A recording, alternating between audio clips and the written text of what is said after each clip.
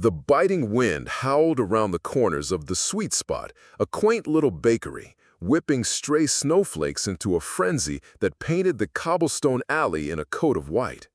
Clara meticulously wiped down the last countertop, her slender shoulders sore after a demanding day. A glance at the ornate wall clock confirmed it was almost closing time. She reached for her thick knitted scarf just as a horrifying screech of tires, followed by a deafening thud, shattered the evening's quiet. She froze. Another sickening crunch, this time metal against stone. Her training as a volunteer first responder took over. Clara flung open the bakery door, the icy air stinging her face as snowflakes instantly melted in her dark hair. Her boots slipped on the slick cobblestones as she rounded the corner onto Harbor Street. That's when she saw it. A man was sprawled on the ground, a dark stain blooming beneath him on the snow-dusted stones, his limbs twisted unnaturally. The front of a high-end sports car was concertinaed against a lamppost a few feet away, its windshield a spiderweb of cracks. No one else was in sight. "Sir, can you hear me?" she called, rushing to his side and kneeling. No response. His chest barely moved, but he was alive. Hands shaking, Clara pulled out her phone and dialed emergency services, her voice strained. "There's been an accident on Harbor Street. A man's been hit. He's unconscious. I don't know if he'll make it." The dispatcher asked rapid-fire questions, but Clara's gaze was fixed on the man's pale face, blood trickling from a gash on his forehead. His breathing was alarmingly shallow. "I'm with him. Please hurry," she whispered, ending the call. She unwound her scarf, folding it into a pad to press gently against the wound. She'd never seen so much blood outside of training simulations. Her stomach churned, but she forced herself to remain calm. Within what felt like an eternity, sirens wailed in the distance. When the ambulance arrived, paramedics scrambled out, one gently guiding her back. "You called this in?" he asked. "Yes, he was alone," Clara replied, wiping her bloodied hands on her snow-dusted jeans. The paramedics worked with swift precision.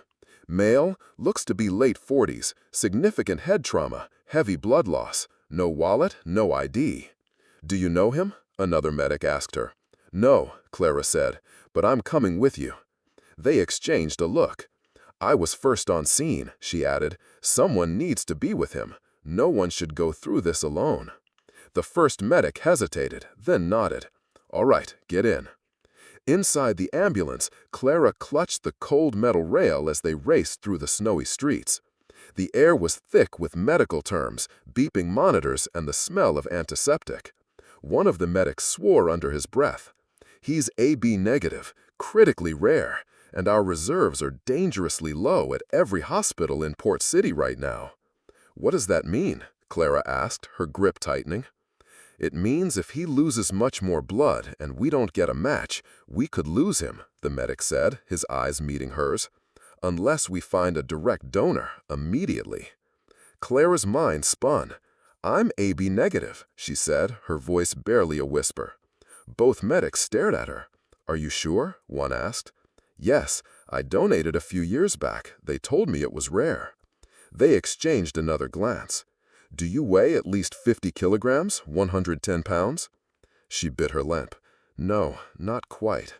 Maybe 48 kg. "Then we can't." "I don't care," Clara interrupted. "I'll sign whatever you need. I'll take the risk. Please." One of them frowned. "Miss, we can't knowingly put you in danger. There are protocols. I watched someone. I couldn't save someone once because I hesitated," she said, her voice cracking. "I can't do that again, not when I can do something." They were still hesitant. "Please," she whispered, "I'm not asking for anything. I just don't want him to die." The lead medic finally sighed. "We'll have to clear it with the attending physician at the ER, but if you're willing to sign consent and pass a rapid screening, they might approve a partial unit." "Thank you," Clara whispered, tears welling in her eyes. As they pulled into the brightly lit emergency bay, Clara looked at the unconscious man. His features, though bruised, seemed peaceful, oblivious to his fight for life. She reached out and gently took his cold, blood-stained hand. "You're not alone," she murmured.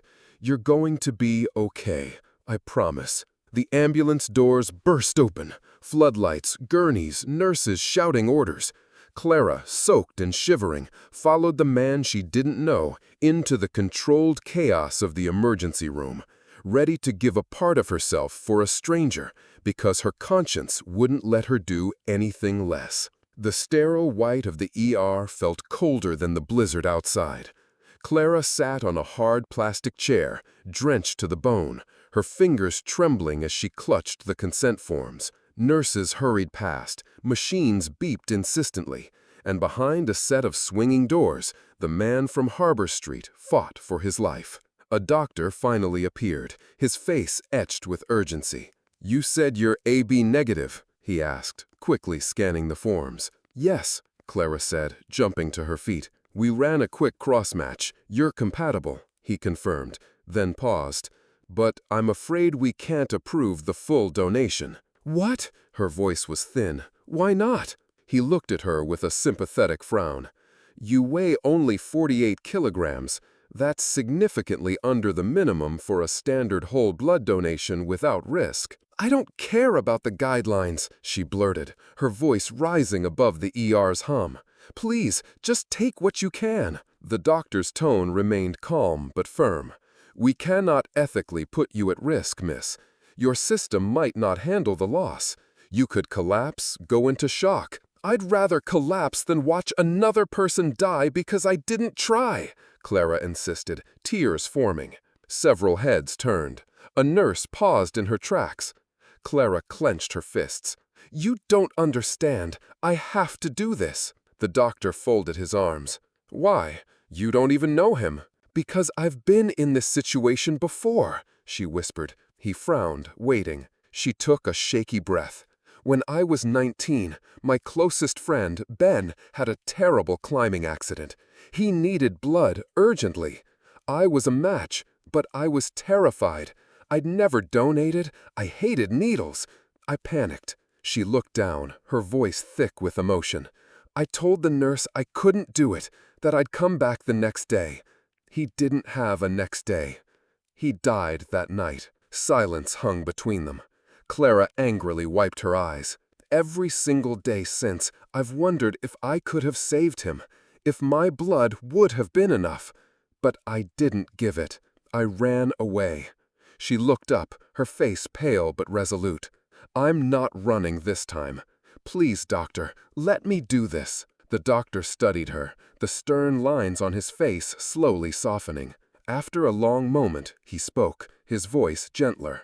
"In extremely rare circumstances, with full informed consent and direct physician oversight, we can authorize a carefully monitored partial draw. It's not standard, it's not without risk to you, but it's possible."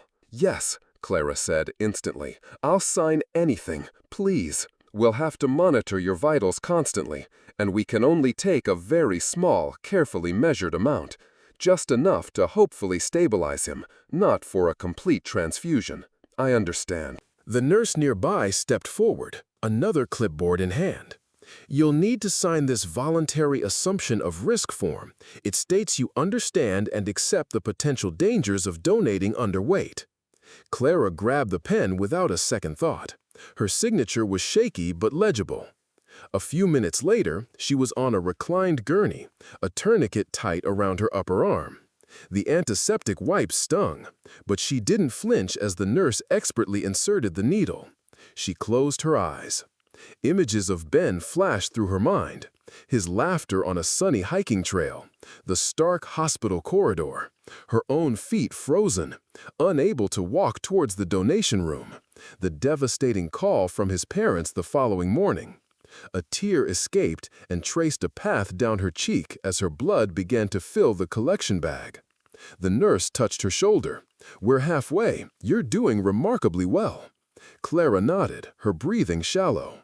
When it was over, they helped her lie flat and rest. Her head swam, but a profound sense of peace settled in her chest. Across the ER, her blood was already being transfused into the man in the trauma bay. She watched it go. The doctor returned about 15 minutes later, his expression significantly softer. "He's stabilized," he said. Clara blinked. "You bought him critical time. He was deteriorating rapidly. That unit, it made all the difference." She swallowed hard. "We're not out of the woods by any means, but yes, he's going to make it." Clara let her eyes drift closed, exhaustion and relief washing over her in a warm wave. She didn't know the man's name, his story, or anything about him. But tonight, she had faced her own past, and this time, she hadn't run.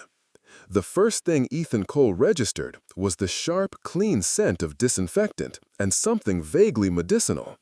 Then came the dull throbbing in his head, the heavy ache in his chest, and the restricted feeling around his shoulder. He pried his eyes open. Blinding fluorescent lights, a patterned ceiling tile, the steady beep of a monitor. And then a fragment of a memory, hazy, like watching something through murky water. A voice, a woman's voice, and a gentle hand gripping his as the ambulance sped through the snow. She was there," he mumbled. A nurse looked up from a chart in the corner. "Mr. Cole, you're awake." Cole? That was his name. The nurse's voice confirmed it, yet it felt distant, unfamiliar. Ethan tried to sit up, wincing as a sharp pain shot through his side.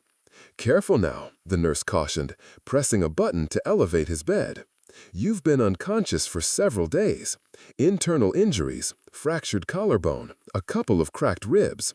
You're very fortunate." Ethan barely registered her words. "Where is she?"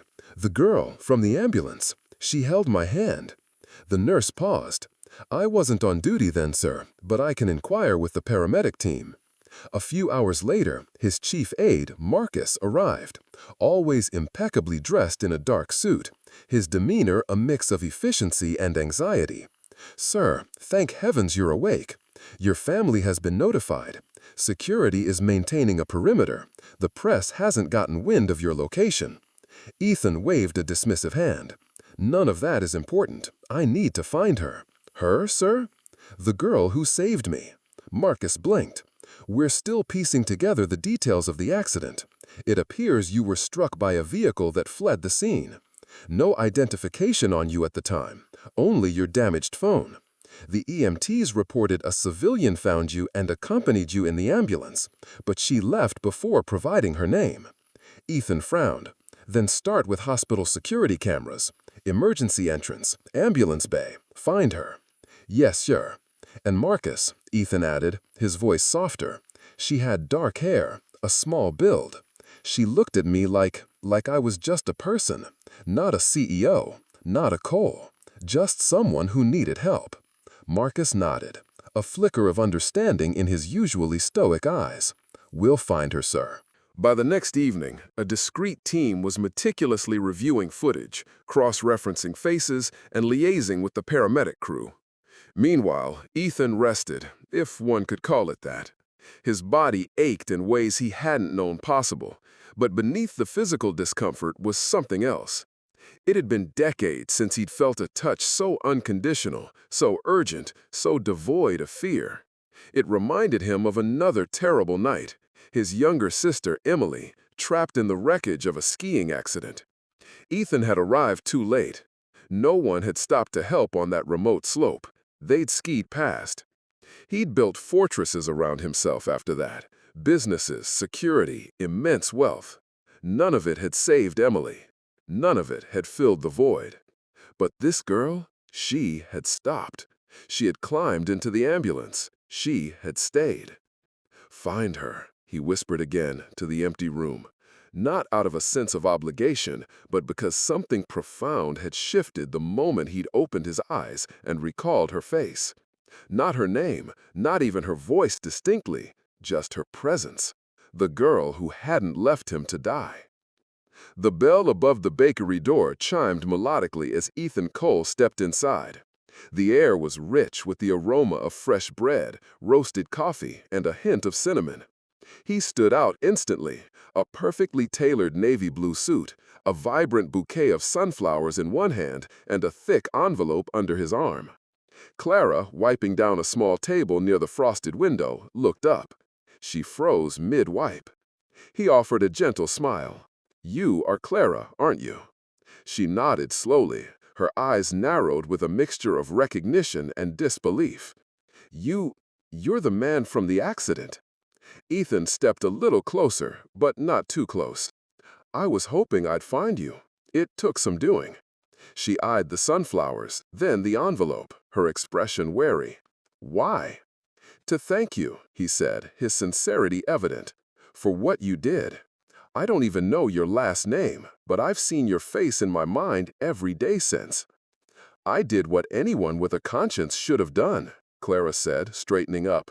"You don't need to thank me." He held out the bouquet. "Please, just accept these." She hesitated for a long moment, then took the flowers, her fingers brushing his almost imperceptibly. He then slowly extended the envelope. Before he could elaborate, she took a step back. "No." Ethan blinked, surprised. "It's just a small token." "No," she repeated, her voice firmer this time. "I didn't donate blood for a reward. I did it because you were dying." His hand, holding the envelope, faltered. "But you saved my life." "And that life," she said quietly, her gaze steady, "shouldn't begin again by putting a price on an act of basic human decency." The words stung more than he could have anticipated. Ethan Cole, who negotiated multi-billion-dollar deals, who faced down boardrooms of hardened investors, who had built an empire where gratitude was almost always expressed in figures and benefits, had never felt so small.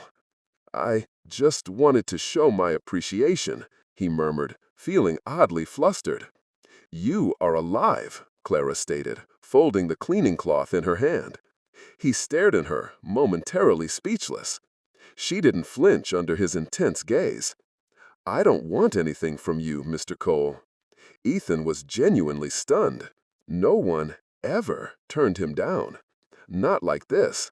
Not when the sum in that envelope could likely cover her living expenses for a year, maybe more.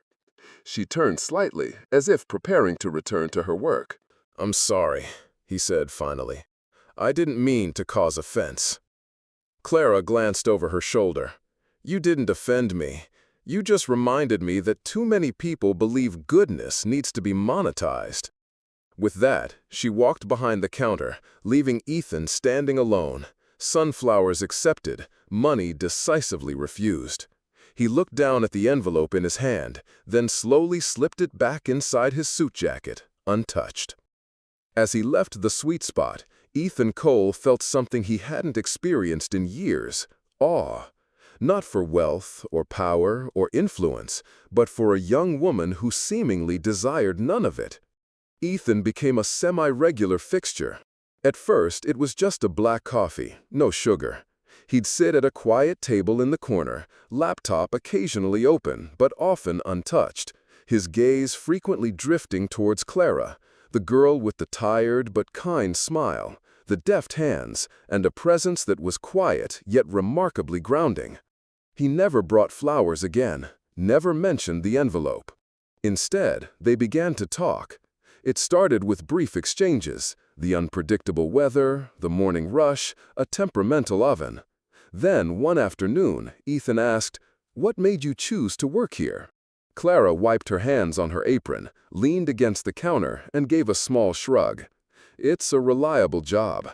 After my mother fell ill, I had to leave university. I was studying art history, but, well, medical bills don't pause for academic pursuits." Ethan listened, truly listened, without interrupting. "I work here in the mornings, then at a local library in the afternoons. Evenings I help my younger sister with her scholarship applications for medical school," she said, a brief, proud glow in her eyes.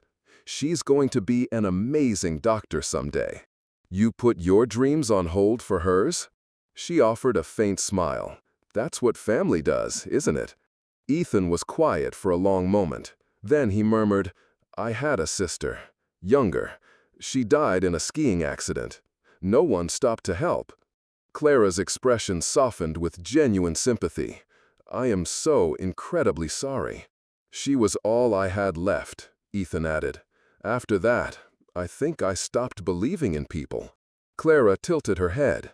And yet, here you are. He looked at her, a wealth of unspoken understanding passing between them. I think your kindness, that night, it was the first thing that made me feel something real again. That night, Ethan couldn't sleep. He walked the city streets until a light snow began to fall, soft and persistent. He found himself outside the bakery again, well past midnight. The street was deserted, lights dimmed, the closed sign swaying slightly in the breeze.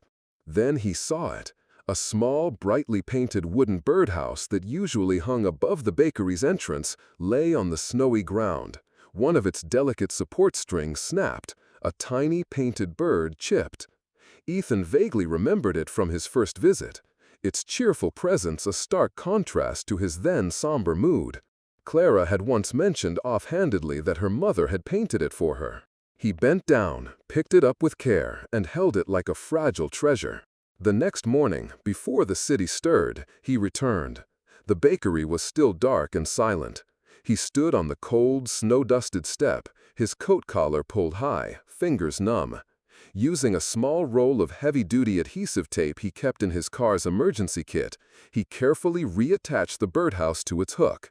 The repair was makeshift, imperfect, but it held. He left a small, folded note tucked into the doorframe. When Clara arrived that morning, she paused, her eyes immediately drawn to the birdhouse, now gently swaying. Its slightly uneven posture and the fresh tape were obvious. She touched it reverently, then noticed and unfolded the note. This little beacon helped me find my way back, E.C. She stood for a long time in the quiet, snowy morning, her fingers closing around the note. Days turned into weeks. Their conversations deepened. Clara spoke of her mother, her infectious laugh that used to fill their small apartment, how the illness had stolen her voice long before it took her life. Ethan listened. He spoke very little of his own vast wealth for his corporation. He wanted her to know him, the man, not the magnate. And somewhere between countless cups of coffee and shared vulnerabilities, something began to shift. One evening, Clara sat with him on the back delivery steps as she was closing up. The sky was a canvas of bruised lavenders and soft pinks. "I keep thinking," Ethan said, his voice contemplative, "about what you did, about how you saved me, and not just with the blood." Clara looked at him, questioning.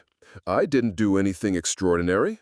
"Yes, you did," he said, his voice raw with an emotion she couldn't quite name. "I've spent my entire adult life building empires, fixing complex systems, solving impossible problems. But I never managed to fix myself. And somehow, a stranger in a bakery, you did." She looked down at her hands, clasped in her lap. Maybe we both needed a little saving." Ethan reached over, his hand gently covering hers. "I never imagined a single act of selfless kindness could bring someone back to life," he said. "But it did, literally and in every other way that matters." And in that quiet moment, as the first stars pricked the twilight sky, neither spoke. Not because there was nothing left to say, but because sometimes silence articulates everything. The sun had just dipped below the city skyline, painting the clouds in fiery hues, as Ethan stirred his untouched chamomile tea. Clara was wiping down the counter, occasionally glancing his way. There was something different about his posture today, a tension, yet an undercurrent of hope. Finally, he stood and walked over to her. "Clara," he began, his voice softer than usual, "I want to ask you something. Not as the man whose life you saved, not as a customer, but as someone who genuinely believes you possess a quality this world desperately needs more of." She raised an eyebrow, a flicker of amusement mixed with caution in her eyes. "This sounds rather serious." Ethan nodded. "I want to start something, a foundation, a network connecting hospitals, donors, and volunteers. A rapid response system for people with rare blood types to get help fast. I want to call it Lifeline Connect." Clara paused, her cleaning cloth frozen mid-swipe. "I can fund it," he continued. "I can handle the logistics, secure the partnerships. But I need someone who understands the heart of it, someone who knows what it means to give, not for reward or recognition, but because it's the right thing to do." She stared at him, unsure whether to be deeply touched or inherently suspicious. "You want me to help you run this?" "I want you to build it with me, Clara." She leaned back, arms crossed. "You're a multi-billionaire, Ethan. You reside in penthouses, have personal drivers, and wear suits that cost more than my annual income. What do you truly know about selfless sacrifice?" The words hung in the air, a clear challenge. Ethan swallowed, his gaze unwavering. "I know what it feels like to possess everything the world values and still lose the one person who meant everything to me. My sister died because help didn't arrive quickly enough. No one stopped. No one even tried. I've lived with the echo of that silence for years." Clara blinked, visibly taken aback by the raw pain in his voice. "I couldn't save her," Ethan added, his voice barely above a whisper. "But maybe, with your help, I can help save someone else's sister, or mother, or child." Clara set the cloth down slowly. "And this isn't just another philanthropic venture for your company's PR department? No press, no galas initially, no spotlights. I give you my word. Just people helping people. That's the core of it." She studied him for a long moment, searching his eyes. Then she nodded slowly. "All right, but we do it on my terms." A slow smile spread across his face, relief washing over his features. "Name them." "No high-profile interviews for me. No extravagant donor balls. No bartering blood donations for benefits. We build this to operate quietly, effectively, where it truly matters." Ethan extended his hand. "Deal." The next few months were a whirlwind. Clara had never imagined stepping inside a corporate boardroom. Yet there she was, seated across from hospital administrators and emergency response coordinators. Ethan always gave her the floor, letting her speak first, consistently reinforcing her insights. They named the initiative Lifeline Connect. Each node in the burgeoning network would meticulously track registered donors by blood type and geographical location, capable of alerting them in real time if someone nearby was in urgent need. Volunteers were recruited and trained, hospitals equipped with new protocols, and the entire system streamlined. Most importantly, it was entirely free to those in need. No insurance battles, no crippling bills, just help.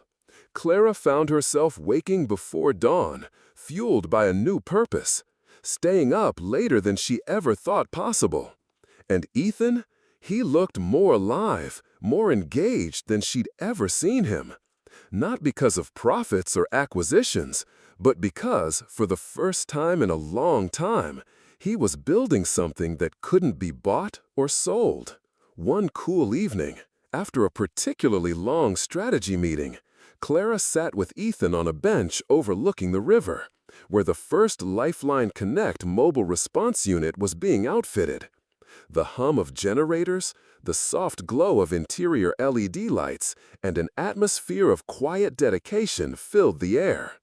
"Do you ever think," Clara asked softly, "how different things might have been if someone had stopped for your sister?" Ethan looked out at the dark water, a familiar sadness in his eyes. "Every single day." She reached out and briefly touched his hand. "Well, now someone will." And in that shared moment, between two people who were no longer strangers, something warmer and more profound than blood began to flow. The gentle buzz of conversation filled the community center in a small, picturesque town, one of many stops on the Lifeline Connect outreach tour. Posters adorned the walls, showcasing the faces of survivors and dedicated volunteers, sharing real stories of last-minute miracles and unexpected heroism. At the heart of it all stood Clara, holding a steaming mug of herbal tea, her eyes radiating kindness and a quiet humility. Lifeline Connect had expanded more rapidly than anyone had dared to hope. Hospitals across several states had eagerly joined the network. Dozens of lives had already been saved thanks to the rapid response donor system. And yet, Clara remained fundamentally unchanged. Still the same unassuming woman who once worked in a bakery and firmly believed that true kindness was beyond price. Ethan stood a little way off, observing her. She was speaking with a young mother who had recently donated blood through the network after her own child's scare. Clara held the woman's hands, listening with her entire being. Someone gently encouraged Clara to say a few words. She hesitated, then stepped onto the low platform. "I'm not up here because I'm some kind of hero," she began, her voice clear and steady. "I'm here because once, when I was 19, someone I loved desperately needed me, and I did nothing. I was afraid. I let fear dictate my actions, and he died. I've lived with the weight of that inaction ever since." She looked around at the assembled faces, some bright with gratitude, others tear-streaked. "Now I do this not to erase my past, but to try and make peace with it. I do what I can so that perhaps someone else doesn't have to carry that same regret. We don't always get second chances in life, but when we do, we have a responsibility to honor them." The room erupted in heartfelt, gentle applause. Clara stepped down, her cheeks slightly flushed. Ethan met her halfway, quietly offering her a tissue for her eyes. They traveled together, from city to suburb to schools, clinics, and community halls. In every location, Clara was greeted not as a celebrity or a figurehead, but as a sister, a daughter, a friend. Her genuine presence comforted people in a way no amount of money or fame ever could. Ethan, too, began to change in subtle but significant ways. He started carrying only one phone. He often dismissed his driver, preferring to navigate the routes himself. He learned the intricacies of setting up mobile donation units, how to manage refrigerated coolers, and even how to speak with gentle reassurance to anxious parents. One morning at a small clinic, Clara was brewing a pot of chamomile tea while assembling care packages for new donors. Ethan sat nearby, reviewing some paperwork. He accepted the cup she offered, sipped it thoughtfully, and smiled. "You know, I used to start my day with a quadruple espresso. Practically seared my tongue every morning." Clara chuckled. "And now?" "Now," he said, his gaze soft, "I let things steep." Weeks later, during a formal board meeting back in the city, a well-intentioned new assistant placed a sleek cup of artisanal, single-origin coffee before him. Ethan glanced down, then gently pushed it aside. "Thank you, but I've discovered something that calms the internal storm far better." The team looked puzzled, but he simply smiled and took a sip from his insulated flask filled with chamomile tea. Clara discovered his new habit by accident. While waiting in his office before a donor strategy meeting, she opened a side cabinet looking for a notepad and found a neatly arranged collection of tea boxes, all chamomile, several different brands. Tucked into one, written in his precise script on a small card, was, "Drink to remember why I woke up again." Her breath hitched. She said nothing. During one of their final outreach visits of the season, they arrived at a remote rural clinic just as a young teenager collapsed in her father's arms, pale and weak from sudden, severe anemia. The Lifeline Connect team, already on site, sprang into action. Ethan coordinated with the nearest properly equipped hospital for an emergency transfer, while Clara knelt beside the girl, holding her hand, whispering soothing words as local doctors worked to stabilize her. The girl's fingers curled tightly around Clara's. Her breathing, initially ragged, began to even out.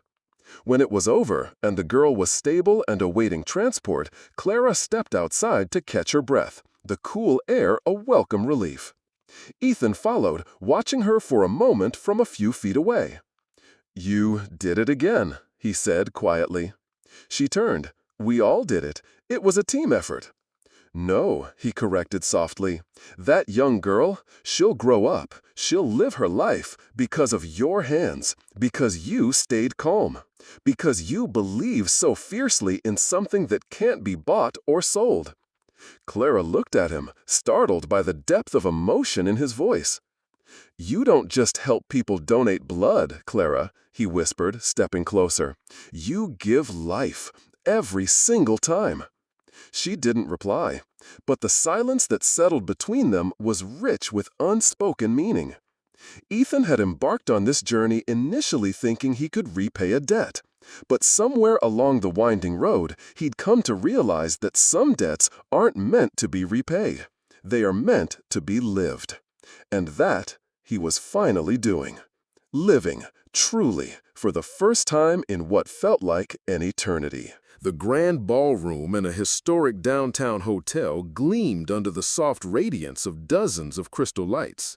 Rows of elegantly draped chairs filled the space, each occupied by doctors, donors, volunteers, and families, many of whom were present and whole today because of a few precious, timely drops of blood. At the front of the room, a modern minimalist podium bore the Lifeline Connect emblem, a stylized golden heartbeat embraced by a circle of linked hands. Clara stood towards the back of the hall, her own heart pounding a nervous rhythm against her ribs. She wore a simple, elegant, deep teal dress, her dark hair loosely pinned up. A volunteer name badge was still unconsciously clipped to her shoulder. She hadn't expected to be in the spotlight at all today. This event marked 1 year since Lifeline Connect was officially launched. 1 year since a single act of kindness had irrevocably changed both their lives. The master of ceremonies cleared his throat and introduced the keynote speaker. Ethan Cole strode to the podium, his dark gray suit looking both impeccably sharp and remarkably understated. A hush fell over the room as his gaze swept across the expectant crowd. "A year ago," he began, his voice resonant and clear, "I was, for all intents and purposes, dying. Not just physically, though that was certainly a critical part of it, but I was dying in a deeper, more insidious way. I was disconnected from the world, from genuine purpose, from people. I believed in systems, not souls, in contracts, not compassion." He paused, letting his words settle. And then, one snowy night, in the back of an ambulance, a stranger refused to let me die. She was small, barely meeting the hospital's stringent guidelines to even help, but she did. She pushed through her own fear, through painful memories that I later learned haunted her, and she gave me a second chance. Clara's hands tightened around the event program in her lap. She looked down, her cheeks warming, unsure where he was going with this. Ethan continued, his voice steady but infused with a profound emotion. "That donation, it kept my heart beating. But what followed, what she did next, is what kept my spirit alive.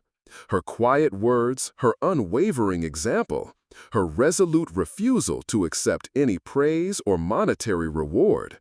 She challenged me, without even trying, to live, not just as a survivor, but as someone worthy of being saved." He turned slightly from the podium. "I want to call someone up here today. She has no idea this is coming, and she will undoubtedly scold me quite thoroughly later. But, Clara Ashton, would you please join me on stage?" The crowd turned, a wave of murmurs and then applause rippling through the hall.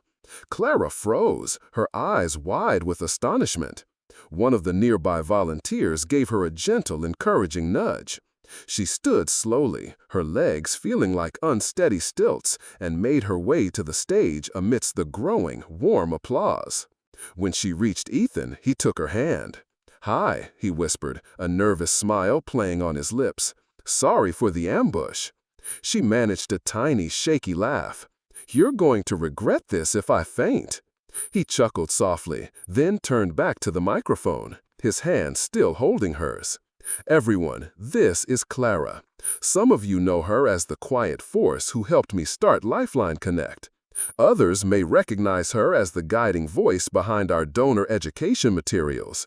But to me, his voice caught slightly. She is the woman who saved my life. Not just by giving her blood, but by giving everything she is. Then he stepped back, took a deep breath, and, to the utter shock of everyone present, especially Clara, he knelt. The hall fell into an absolute stunned silence. Ethan pulled a small, dark velvet box from his pocket and opened it to reveal a ring. Simple, elegant, with a single, brilliant emerald. "Clara," he said, his voice trembling slightly, but filled with an undeniable sincerity. "You may not technically weigh enough to donate a full pint of blood according to some charts, but your heart, your spirit, holds more strength and compassion than anyone I have ever known. You are the reason I wake up every morning with a sense of purpose. You are my second chance, my guiding light, my home. Will you marry me?" Clara gasped softly, tears instantly springing to her eyes. For a fleeting moment, her past swirled before her. The sterile hospital room where she had failed Ben, the crushing guilt she had carried for so many years, the persistent fear that she would never truly be enough. But that was then. Now, here she was, on a stage, with a man who saw everything in her, her strengths, her vulnerabilities, her past pains, and asked for nothing but her love. She dropped to her knees too, facing him, both of them crouched low in front of hundreds of silent, watching witnesses. "I couldn't save the person I loved all those years ago," she whispered, her voice thick with tears. "But if I get to be your wife, Ethan, I promise I'll spend every day trying to save you with all the love I have." The audience erupted into a wave of joyous applause and cheers. Cameras flashed, not for sensationalist tabloids, but to capture a genuine moment of redemption, of profound healing, of something undeniably true. Ethan slipped the emerald ring onto her finger, and they stood together, hands clasped tightly, as the large Lifeline Connect banner unfurled majestically behind them. It was never just about blood. Not really. It was about connection, about the invisible, resilient threads that bind strangers together through acts of unexpected courage and selfless care. And in that moment, Ethan and Clara were not billionaire and baker, not founder and co-founder. They were simply two souls, bound not by status or circumstance, but by a promise once made in the desperate silence of an emergency, and now joyfully spoken aloud, to live for each other, every single day, for the rest of their precious, hard-won second chances.